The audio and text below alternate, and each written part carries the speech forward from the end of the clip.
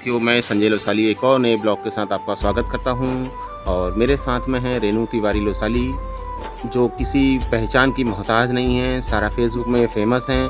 Facebook अगर आप चाहें तो रेनू तिवारी लोसाली करके फेसबुक में सर्च कर सकते हैं इनको। मेरे तो आपको जानते ही हो संजय लोसाली, आपको मुझे सर्च करना भी नहीं है, क्योंकि आज का समय वर्तमान में ऐसा है ना, मेल को लोग कम ही सर्च करते हैं, फीमेल को ज़्यादातर सर्च किया जाता है फेसबुक में। ये लॉजिक है, ये पिछले 10-15 वर्षों का अनुभव है मेरा, और मेरा अनुभव कभी गलत नहीं होता, ये एक फैक्ट है।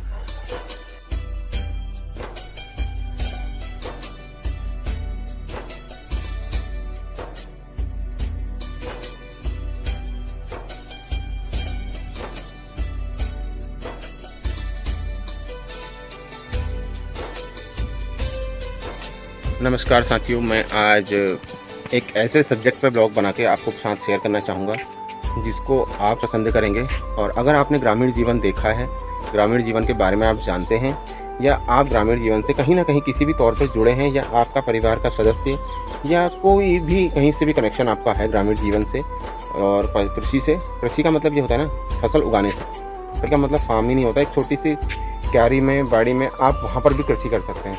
आप अमूमन देखते होंगे कि गमलों में भी लोग खेती करते हैं, धनिया, मिर्च के पौधे या किसी भी प्रकार के अलग सब्जियां उगा लेते हैं। अक्सर मैं देखता हूँ ना, ग्रामीण जीवन में जैसे हम गांव में रहते हैं, हमारे घरों में इतनी अच्छी सब्जियां नहीं उगती हैं जितनी शहर के लोग जो होते हैं ना, छोटी छोटी जगहों में अपने यहाँ सब्जी उगा लेते हैं। आए दिन चर्चाएं देखते हैं, सुनते हैं। आज मैं एक ऐसे सब्जेक्ट पर ब्लॉग बनाने की कोशिश कर रहा हूँ जो ग्रामीण जीवन, पहाड़ी जीवन में सभी लोग इस परेशानी से जूझ रहे हैं। आवारा पशुओं से कैसे हम परेशानी से निजात पाएँ, एक छोटा सा टॉपिक इस टॉपिक पे चर्चा करने वाला हूँ। थोड़ा सा 1-2-4 मिनट की आपसे मैं बातचीत करूँगा। अगर आप पसंद आए तो ब्लॉग को लाइक करिए, कमेंट कीजिए और शेयर कीजिएगा। चैनल को अगर आप नए हैं तो प्लीज़ सब्सक्राइब करना ना भूलें। लोग चाहते हैं कि हमें ना कभी कम मिले और उससे सबसे बेहतर मिले, हर एक ये सोच के साथ हम जी रहे हैं। और हम सोचते हैं कि हम जितने, जैसे हमने खेत में हमने उगाया तो 100% हमारे घर में अनाज आ जाए, या 100% हर चीज़ में फ़ायदा मिले। तो वर्तमान में एक चीज़ मैंने बचपन से अपने मम्मी पापा और सभी जगहों पे सुनता आ रहा हूँ, प्रकृति जो होती है ना, वो अपना हिस्सा ले ही लेती है।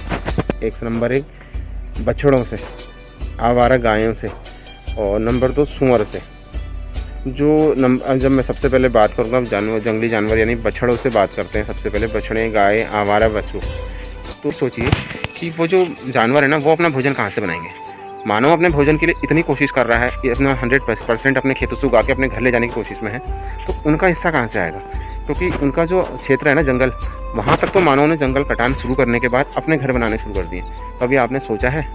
नहीं सोचा होगा, सोच भी नहीं सकेंगे। पॉजिटिविटी वाली सोच किसी के अंदर आ भी नहीं सकेगी। इसके लिए अगर आपके अंदर पॉजिटिविटी वाली सोच आएगी ना, तो आपको पहले अपने आप से सुधार करना पड़ेगा, आपको सच्चा बनना पड़ेगा।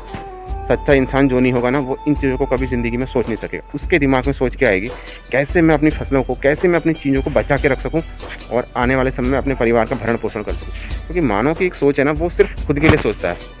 जब तक हम अपनी सोच को बदलेंगे नहीं, खुद के लिए नहीं सोचेंगे, सभी के लिए नहीं सोचेंगे, तब तक हमारा कहीं से कहीं अच्छा नहीं हो सकता। तो जैसे जंगली जानवरों की बात आती है, जंगली जानवर भी तो अपना भोजन कहीं ना कहीं किसी न किसी माध्यम से प्राप्त करेंगे। और रही बात आवारा जानवर, गायों की, बछड़ों की, वो भी बेचारे परेशान हैं। लेकिन हाँ, मैं एक चीज़ कहता हूँ, किसी तौर पर हर एक चीज़ को अपना भोजन बनाना है। और मानव का एक चीज़ मैं बता दूँ, कोई भी चीज़ 100% आदमी नहीं खा सकता और ना ही कोई उगा सकता है, क्योंकि कहीं ना कहीं प्रकृति अपना हिस्सा ले लेगी। क्योंकि प्रकृति की ही देन हम भी हैं, और प्रकृति की ही देन ये पशु, आवारा जानवर जिनको हम घोषित कर चुके हैं खुद अपनी नज़रों में, वो भी प्रकृति ही की देन है। वो कहीं से उड़ के नहीं आए हैं, उनको भी भगवान ने ही निर्मित किया और हमको भी भगवान ने किया। तो हम एक दूसरे के दुश्मन क्यों बन बैठे हैं? आखिर उन बात करता हूँ, इनके सबसे अच्छे उपाय जो क्या कर सकते हैं ना, मानव का वर्तमान में दान देने की आदत खत्म हो चुकी है। हम कहीं ना कहीं हर बार अपने अंदर उगाने की कोशिश कर रहे हैं, हम अपने पास कमाने की कोशिश करते हैं, हम जैसे तैसे अपना ही स्वार्थ में जी रहे हैं। हम अपने ही स्वार्थ पूरा करने की कोशिश कर रहे हैं। हमें कोशिश करनी चाहिए दूसरों के लिए। जब हमारी सोच बदलेगी ना, तो हमारा खुद ही अच्छा होने लगेगा। सबसे बड़ी बात यह है, मैंने कुछ समय पहले, मैं अपने बारे में कुछ नहीं कहता हूँ, पहले मैं ऑब्जर्व करूँगा, फिर उसके बाद आपको रिजल्ट दूंगा। मैंने ऐसा करा, मैं नहीं कहता हूँ। इस ब्लॉग के माध्यम से मैं खुद ऑब्जर्व कर रहा हूँ, ऑब्जर्वेशन पे मेरा टॉपिक चल रहा है। जैसे ही मेरे को उसका रिजल्ट पॉजिटिव आएगा, मैं कहीं ना कहीं किसी न किसी माध्यम से ब्लॉग बनाऊँगा और आपको इससे अवगत कराने की कोशिश करूँगा। पहली बात तो, आप प्रकृति से कहीं बचा नहीं सकेंगे, और चलो आप इन लोगों से बचा नहीं सकेंगे, उसके बाद भी अगर हम कहीं से बचा के ला भी गए ना, तो जब भी हम भोजन बनाते हैं तो कभी ना कहीं किसी न किसी माध्यम से हमारे घर में इतना भोजन वेस्टेज हो जाता है कि एक दिन का अगर हम सुबह से रात तक जोड़ें तो 1 या 2 व्यक्ति के बराबर भोजन हमारे यहाँ बर्बादी की ओर जाता ही है। ऐसा कोई घर नहीं होगा जहाँ भोजन बर्बाद नहीं हो। अच्छा, ये आप नोटिस कीजिए, एक दिन का नहीं बदलेंगे आंकड़ा, 4 दिन 1 सप्ताह का दीजिए, लेकिन बर्बाद ज़रूर होता है। क्योंकि मैं कह रहा हूँ ना, प्रकृति फिर से हिस्सा ले लेती है। ज़मीन पर से आया है ज़मीन पर ही जाएगा, ये एक फैक्ट है जिसको आपको जल्द से जल्द समझना होगा और एक बिना बात की उलझनों से आपको बचना होगा। आप सभी तरीक़ों से बचना चाहते हैं तो सबसे सॉलिड उपाय है ज़्यादा से ज़्यादा मात्रा में दान कीजिए। दान एक ऐसी चीज़ है, जितना ज़्यादा आप करेंगे उतना ही आपका भंडार भरता रहेगा। इसी पहल के लिए मैं भी कोशिश करूँगा, हमारा पूरा परिवार कोशिश करेगा ताकि हम आगे को बढ़ सकें। मैं ये नहीं कह रहा हूँ कि दान करने का मतलब ये नहीं कह रहा हूँ कि हमारे घर में जो भी है वो दूसरे को पास करते रहें, इसको दान नहीं कहते हैं। मेरा मानना है दान का मतलब वो होता है जो उसको लेने योग्य है। दान का असली मकसद क्या होता है कि हम जिसको ज़रूरत है उसको दें। खेतों में फसल उगाते हैं ना, मैं आपको एक चीज़ बताना चाह रहा हूँ, छोटी सी बात, आपको लगभग 1-2 मिनट में बात कंप्लीट करूँगा। तो सबसे पहले मैं ये कंप्लीट करूँगा, लेकिन हालांकि ब्लॉग आगे को बढ़ता रहेगा, लेकिन मैं अपनी इस लाइन को कंप्लीट करूँगा। देखिए, जब हमने धान की खेती शुरू करते हैं, जैसे हमारे खेतों में उगाया जाता है, इसीलिए मैं आपको बता रहा हूँ कि सिर्फ धानों के बारे में।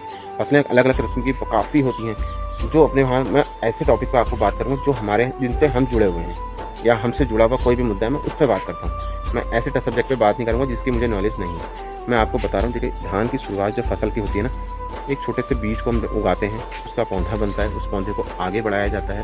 उसके बाद जब वो बढ़ता है तो एक फसल जब उसके अंदर बालियाँ आने लगती है ना ऊपर से, तो बहुत ही प्राउड फील होता है, अच्छा लगता है। क्योंकि बचपन से हमने बढ़ते हुए जिन चीज़ों को देखते हैं, जैसे हम अपने घर में देखते हैं ना, छोटे बच्चे जब वो जन्म लेता है, उसके बाद जब हम पहली बार उसको स्पर्श करते हैं या पकड़ते हैं तो कितना अच्छा फील होता है, आप खुद सोचिए। उसके बाद जब थोड़ा थोड़ा वो बड़ा होने लगता है, उसके दांत आने लगते हैं, उसके जब पहले कदम पड़ते हैं, चलने की शुरुआत होती है, हमको बहुत बेहतर लगता है। उसके बाद जब वो थोड़ा सा बड़ा स्कूल जाने की लाइफ में आता है तो हमें वो भी प्यारा लगता है। जब वो अच्छे नंबरों से पास होता है तो उससे ज़्यादा प्राउड फील होता है माता पिता फैमिली के सदस्यों को। तो यही चीज़ होती है खेती के साथ, वही चीज़ होती है पशुओं के साथ। क्योंकि सबसे पहले जिनके पास खेती नहीं होती ना, उनके पास गमलों में पौधे और सब्जियां काफ़ी होती हैं। आप देखिए, गमलों में जब आप पौधे या फूल लगाते हैं ना, तो वो किस तरीके से बढ़ता है। जिस दिन उसमें फूल खिलता है ना पहला, तो आपको कितनी खुशी होती है उसका अंदाज़ा लगाइए। उसी अंदाजे से आप पता चलेगा जिनके खेतों में फसलें होती हैं उनको कितना प्राउड फील होता है। सिर्फ यही लाइन आपको मैं बताऊंगा ना, इसी से आपको सारा हिसाब क्लियर हो जाएगा, आप समझ जाएंगे कितनी प्राउड फील होता है।